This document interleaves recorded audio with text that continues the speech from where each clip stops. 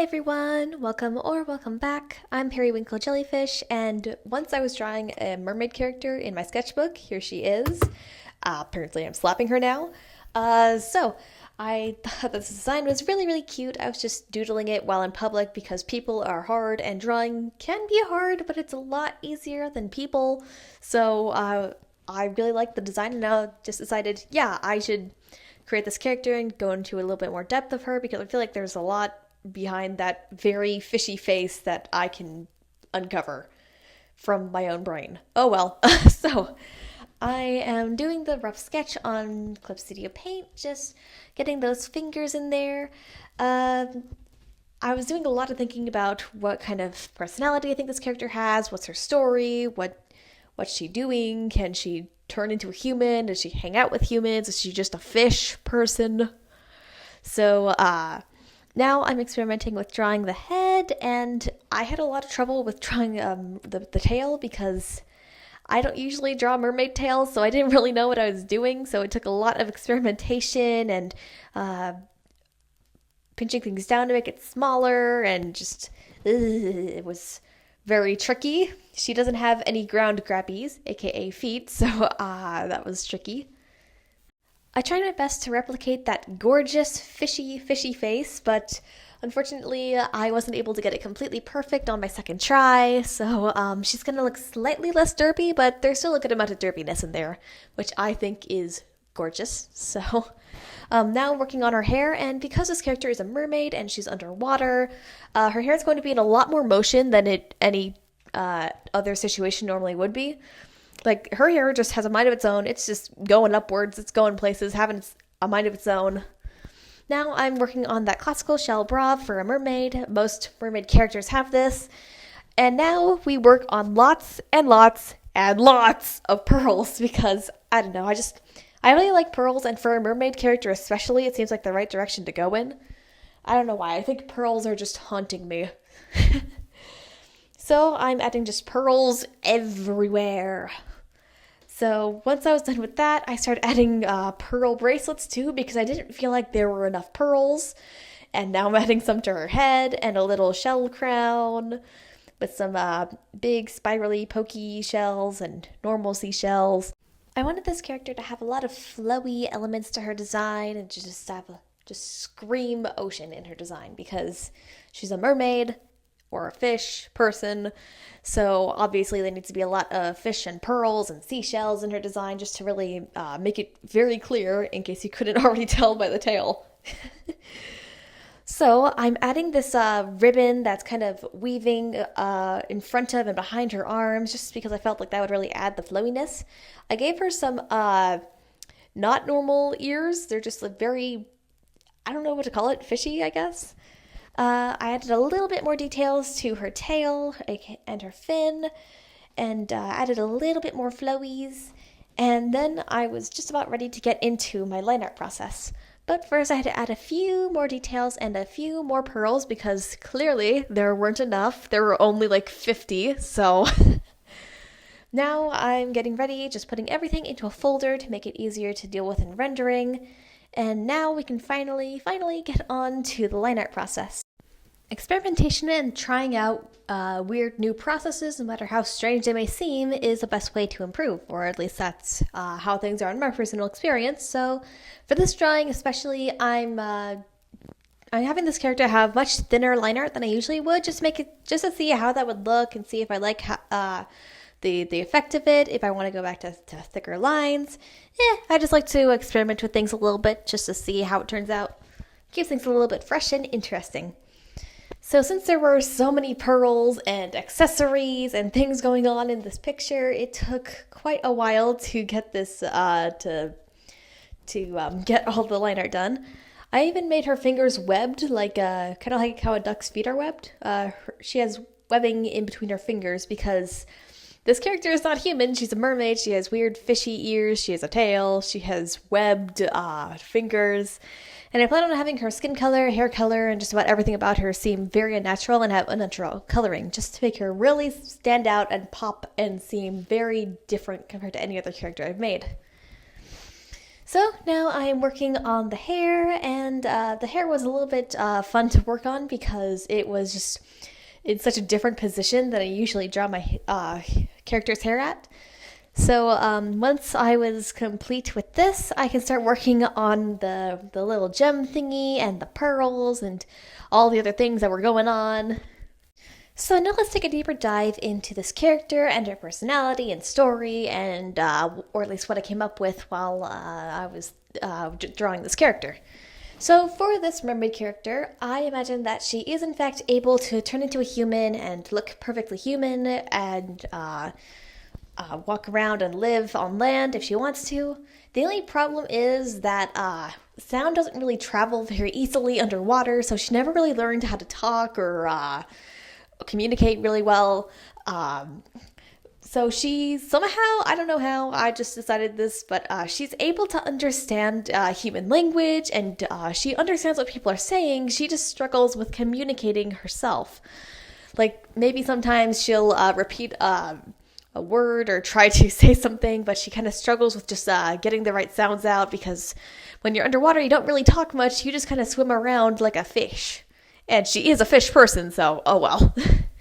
I imagine that this character, if she could talk though, she would be very, very energetic and chatty and cheerful. And I imagine that she would definitely have connections to my roller skating character from last video. Thank you to one of my viewers for giving the idea to name her Skylar. I think that really suits her.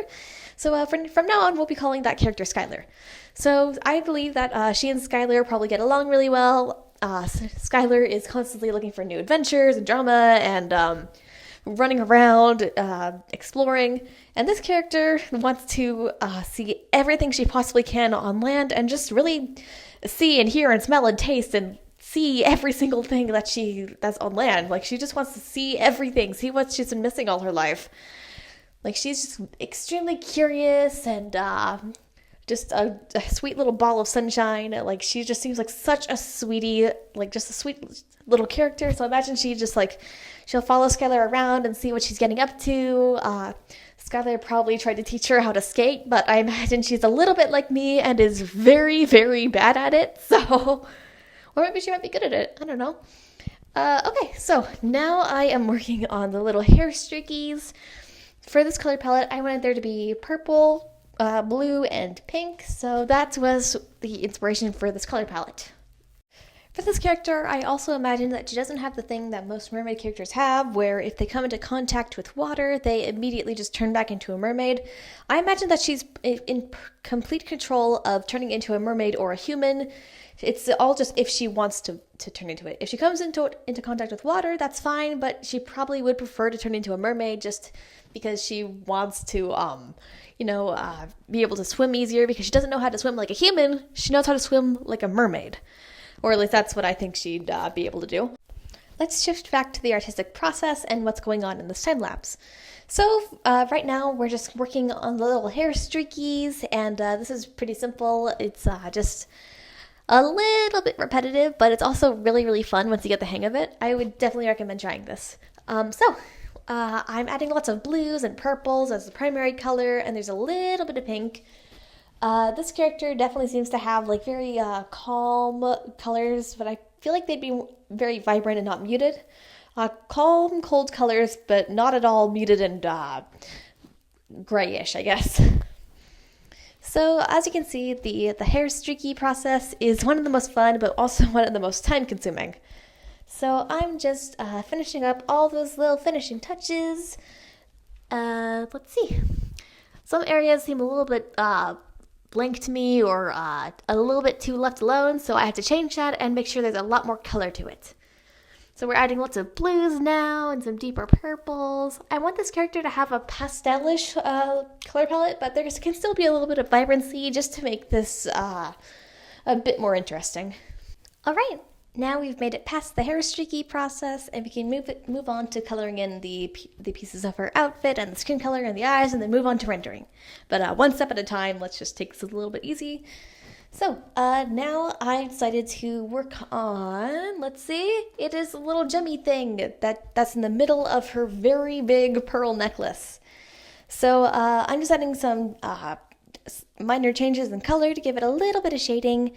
And now we're working on her tail. The tail is pretty simple. I just used a bucket tool, and then I started experimenting with some tool brushes to brush tools to see if I could add a little bit of texture to her tail, because I felt like those little swoopy lines to imitate scales weren't really working, so I had to add a little bit more stuff to it and get a little bit creative to figure out how I wanted to get this to work. Now I'm working on that top that seems to be connected to her tail, and I'm adding a similar effect just with the pink. Now we're working on a little bit more of the details on the fin and the tails. Just using some variation in brushes really seemed to add some texture and effect to her top and tail, which I think was really nice.